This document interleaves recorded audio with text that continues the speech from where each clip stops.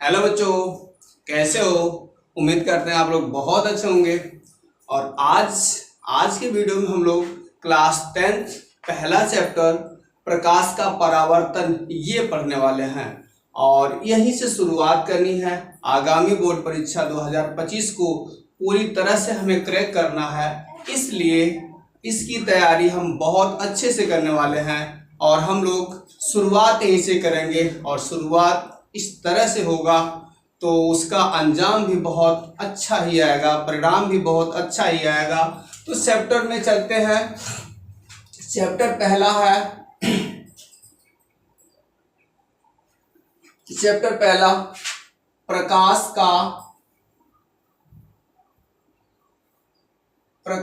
का परावर्तन।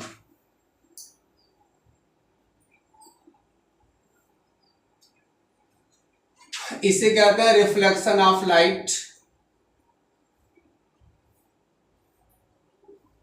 Reflection of light ये पढ़ने वाले हैं। तो ये पढ़ने के पहले हम कुछ और भी दूसरी विशेषताओं को देख लेते हैं। हम पहले प्रकाश का गुण ये पढ़ने चल रहे हैं। प्रकाश का गुण, प्रकाश का गुण पहले तो जान लेते हैं प्रकाश क्या है। प्रकाश क्या है, ठीक है, प्रकाश क्या होती है। तो प्रकाश एक प्रकार की ऊर्जा होती है जो हमें वस्तुओं को देखने में सहायक होती है।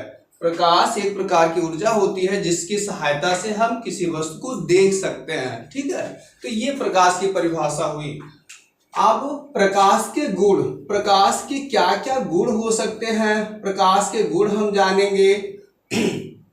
जब प्रकाश के गुण जान पाएंगे तभी तो इसकी आगे जो है इसकी विशेषताएं होती हैं, ये क्या करता है, इसकी घटनाओं को तभी समझ पाएंगे। तो इस तरह से प्रकाश का गुण क्या होता है, प्रकाश की प्रॉपर्टी क्या होती है, ठीक है, कैरेक्टरिस्टिक ऑफ लाइट ये क्या होता है। तो प्रकाश के कई गुण होते हैं। प्रकाश में बहुत सारी विशेषता होती है। वैसे प्रकाश के बारे में सबसे पहले वैज्ञानिक न्यूटन ने अपना सिद्धांत दिया था कि प्रकाश छोटे छोटे कणों से मिलकर बना होता है, अति सूक्ष्म कणों से मिलकर बना होता है और इन अति सूक्ष्म कणों को कहते हैं कणिका। ये वैज्ञानिक न्यूटन ने बताया था। ये पहली विशेषता, मतलब प्रकाश छोटे छोटे कणों से मिलकर बना होता है जिसे कणिका कहते हैं या कणिकाओं से मिलकर बना होता है। दूसरी बात, प्रकाश सदैव एक सीधी रेखा में चलती है। दूसरी विशेषता यह है प्रकाश की, प्रकाश सदैव एक सीधी रेखा में चलती है। कैसी रेखा में? सीधी रेखा में चलती है, ठीक है। ये प्रकाश की दूसरी विशेषता है, सीधी रेखा में चलती है। अगर आप दो या दो से अधिक गत्ता हो, स्लेट हो, कोई भी चीज रखा गया हो और उन सभी पे मतलब एक सिधाई पर जैसे कोई भी चीज है,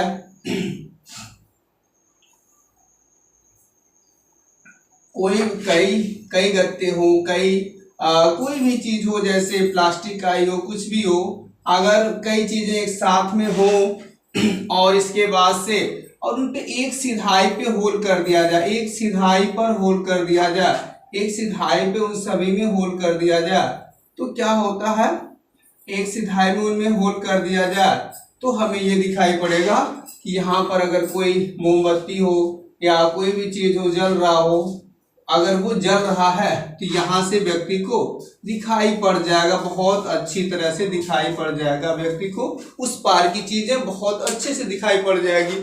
क्यों? इसलिए कि एक सीधा मार्ग अगर होगा तो इसे दिखाई पड़ेगा और दिखाई पड़ने का मतलब इसका प्रकाश, इस मोमबत्ती, ये जो मोमबत्ती है इसका प्रकाश ऐसे चल करके इस व्यक्ति की आंखों तक पहुंचेगा और जिससे वो व्यक्ति देख लेगा। अगर इस चीज को थोड़ा सा हम उठा देंगे, ऊपर कर देते हैं या नीचे कर देते हैं तो क्या हो जाएगा, एक सीधी रेखा नहीं बन पाएगी और इस तरह से इस व्यक्ति को वो चीज नहीं दिख पाएगी। तो इस तरह से कह सकते हैं कि प्रकाश सदैव सीधी रेखा में चलती है। अच्छा, इसके बाद से प्रकाश की और विशेषता कह सकते हैं प्रकाश का वेग जो होता है 3×10⁸ मीटर पर सेकेंड होता है। मतलब प्रकाश 3×10⁸ मीटर पर सेकेंड के वेग से चलती है। तो ये प्रकाश की विशेषता कह सकते हैं। और प्रकाश की विशेषता, प्रकाश में बहुत सारी घटनाएं पाई जाती हैं। प्रकाश में क्या होता है, प्रकाश का परावर्तन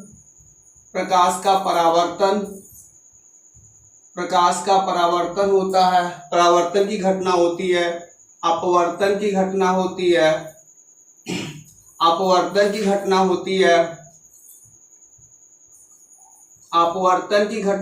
है, साथ साथ विवर्तन, ध्रुवण, व्यतिकरण आदि कई घटनाएं प्रकाश में होती हैं। तो इस तरह से हम लोगों ने प्रकाश के 4 गुण देखा।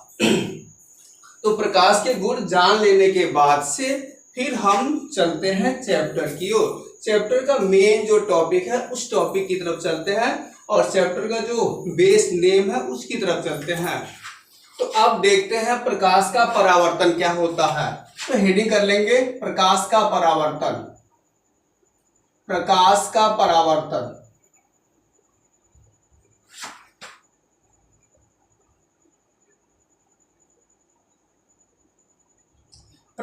परावर्तन मीन्स रिफ्लेक्शन ऑफ लाइट। ठीक है, प्रकाश का परावर्तन। तो क्या होता है प्रकाश का परावर्तन? यही होता है, प्रकाश के परावर्तन की परिभाषा यही है, जब प्रकाश की किरणें किसी चमकदार तल पर पड़ती हैं तो उससे टकराने के बाद पुनः वे उसी माध्यम में वापस चली आती हैं। इसी घटना को प्रकाश का परावर्तन कहते हैं। प्रकाश का वापस आना, परावर्तन होना, यही है प्रकाश का परावर्तन। क्या है? जब प्रकाश की किरणें किसी चमकदार तल पर पड़ती हैं उससे टकराकर पुनः उसी माध्यम में वापस चली आती हैं, यही घटना प्रकाश का परावर्तन कहलाता है। जैसे आप देखते होंगे, हम बॉल लेते हैं, किसी दीवार पे मारते हैं अगर, तो बॉल दीवार पे जाती है तो दीवार पे टकरा के फिर हमारे हाथ में कैच के लिए आ जाती है। तो इस तरह से वो परावर्तित होकर पुनः हमारे हाथ में आ जाती है। और भी कोई चीज, अगर जमीन पे कोई गेंद पटकते हैं तो गेंद जमीन से टकराने के बाद पुनः हमारे हाथों में फिर वही आ जाती है, तो परावर्तित होकर आ जाती है हमारे हाथ में। तो इस तरह से प्रकाश की किरणें भी चमकदार तल पर पड़ती हैं तो उससे टकरा के फिर वापस चली आती है, उसी माध्यम में वापस चली आती है। जैसे आप लोगों ने देखा होगा कि बचपन में शीशा जो मिरर होते हैं, मिरर जो होता है जिनमें फेस देखा जाता है, उसको अगर लाइट में रख करके और हम ऐसे करते हैं किसी दूसरे के चेहरे पे, तो वो किसी दूसरे के चेहरे पे पहुंच जाता है और अगला व्यक्ति नाराज सा हो जाता है या अगला चकमका सा जाता है कि ये कहाँ से प्रकाश आ गया। तो ये सब क्या है? ये सब प्रकाश के परावर्तन की ही घटना है। तो प्रकाश, उसमें क्या हो रहा है, सूर्य की किरणें उस शीशे पे पड़ती हैं और पड़ने के बाद से एक तरफ से वो कलय युक्त होता है, इसलिए उससे पड़ने के बाद टकरा करके फिर वो वापस चली जाती हैं और वापस कहीं भी जा रही होंगी। अब हम उसे ऐसे ऐसे किसी के कहीं पे पहुंचा देते हैं परावर्तित करके, और फिर हम इस तरह से किसी के साथ थोड़ा सा जोक कर लेते हैं, हंसी कर लेते हैं और परेशान भी कर लेते हैं। तो ये सब कुछ कैसे कर पाते हैं? प्रकाश के परावर्तन के कारण ही। तो प्रकाश का परावर्तन क्या है? सपोज करते हैं कि ये कोई चमकीला परावर्तक तल है और इस चमकीले परावर्तक तल पर अगर प्रकाश की किरण आ रही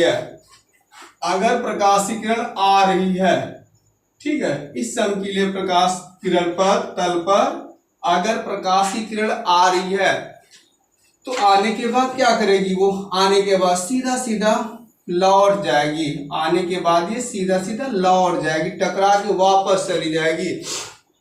ऐसे एक किरण नहीं, हजारों किरणें, जितनी भी किरणें आएंगी अगर चमकीले तल पर पड़ेंगी तो सभी के सभी वापस टकरा के चली आएंगी। और यही घटना ही प्रकाश का परावर्तन होता है।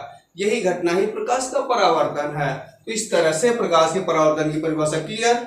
जब प्रकाश की किरणें किसी चमकदार तल पर पड़ती हैं तो उससे टकराने के बाद पुनः उसी माध्यम में टकराने के बाद पुनः उसी माध्यम में चली आती हैं। इसी घटना को प्रकाश का परावर्तन कहते हैं। अच्छा, आप प्रकाशीय परावर्तन के बाद प्रकाशीय परावर्तन के दो नियम होते हैं। ये भी बहुत अच्छा होता है, ये भी परीक्षाओं में पूछा जाता है कि प्रकाश के परावर्तन के नियम, प्रकाश के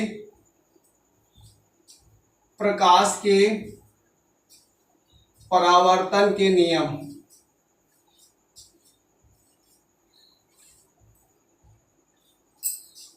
प्रकाश के परावर्तन के नियम। तो प्रकाश के परावर्तन के कितने नियम होते हैं? प्रकाश के परावर्तन के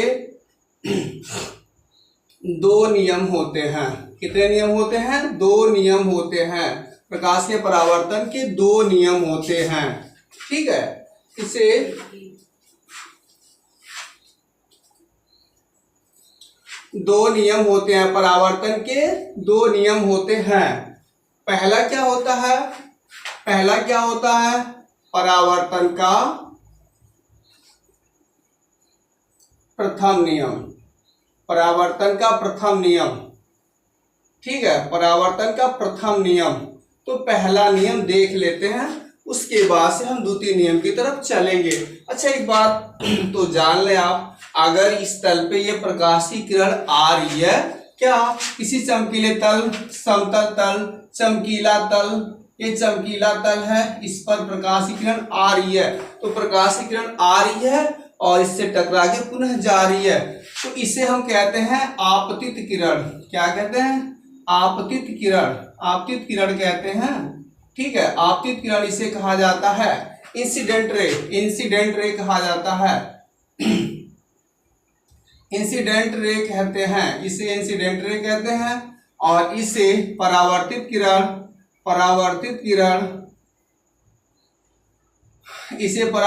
किरण कहा जाता है। परावर्तित किरण मीन्स रिफ्लेक्टेड रे कहते हैं। तो परावर्तित किरण हो जाती है और इस तरह से आ रही है और ये जा रही से परावर्तित होके। लेकिन हाँ, कोई प्रकाश किरण जिस बिंदु पर पड़ती है, उस बिंदु पर से अगर तल के लंबवत कोई रेखा खींच दी जाती है, तो उस लंबवत रेखा को क्या कहते हैं? जिस बिंदु पर पड़ती है, उस बिंदु पर उस तल के लंबवत अगर कोई रेखा खींच दी जाती है, तो उस रेखा को अभिलंब कहा जाता है, नॉर्मल कहा जाता है, वो भी खींच लेते हैं। तो इस तरह से क्या हुआ कि हमने नॉर्मल खींच लिया, नॉर्मल खींच लेते हैं हम यहां से। ठीक है, यहां से हमने नॉर्मल अभिलंब खींच लिया, इसको पटरी से आप खींच सकते हैं अच्छी तरह से। तो इस तरह से ये बन जाएगा, तो इस तरह से ये बन जाएगा, इसे हम कहते हैं एन से दर्शाया जाता है। तो इस तरह से ये अभिलंब बन गया। तो अभिलंब बन जाने के बाद अभिलंब और आने वाली किरण के जो बीच बना कोण क्या होता है, इसे आपतन कोण कहते हैं, आई कहा जाता है। और परावर्तित किरण और अभिलंब के बीच बना जो कोण होता है, इसे परावर्तन कोण कहते हैं। परावर्तन कोण कहते हैं, जिसे आर से शो किया जाता है। तो अब परावर्तन का प्रथम नियम, परावर्तन का प्रथम नियम केवल इस चित्र को देख करके ही बना लिया जाता है और इस चित्र को ही दिमाग में रख लिया जाए। परावर्तन का प्रथम नियम पूरा क्या होता है? परावर्तन का प्रथम नियम कहते हैं आपतित किरण, परावर्तित किरण तथा अभिलंब, ये क्या होती है?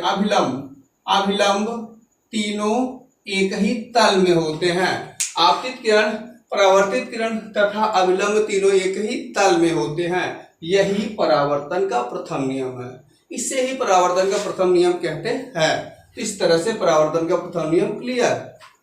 अब परावर्तन का द्वितीय नियम क्या होता है?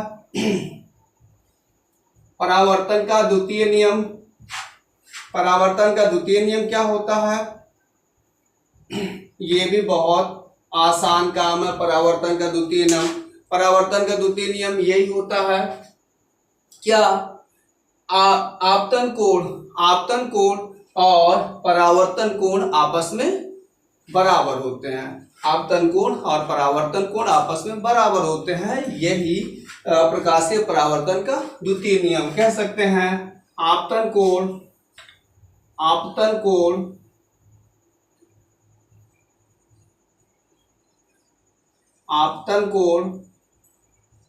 बराबर आपतन कोण I बराबर परावर्तन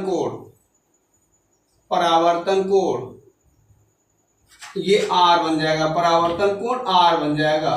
तो इस तरह से आज हम लोगों ने प्रकाश के गुण और प्रकाश के परावर्तन को सीखा, और आगे के वीडियोस में इस चैप्टर के और भी इम्पोर्टेंट चीजें आएंगी, और जिससे आपको बस ये पूरा का पूरा सारी चीजें, सारे कंटेंट आपको इस चैनल पे मिलते जाएंगे। और टारगेट 2025 में सारा का सारा कोर्स कंप्लीट होता रहेगा। तो बच्चों प्लीज चैनल को सब्सक्राइब कर लें और वीडियोस को देखें और समझें। अगर कुछ नहीं आता है तो कमेंट भी करें। तो बस आज के लिए बस इतना, मिलते हैं अगले वीडियो में, तब तक के लिए थैंक यू, जय हिंद।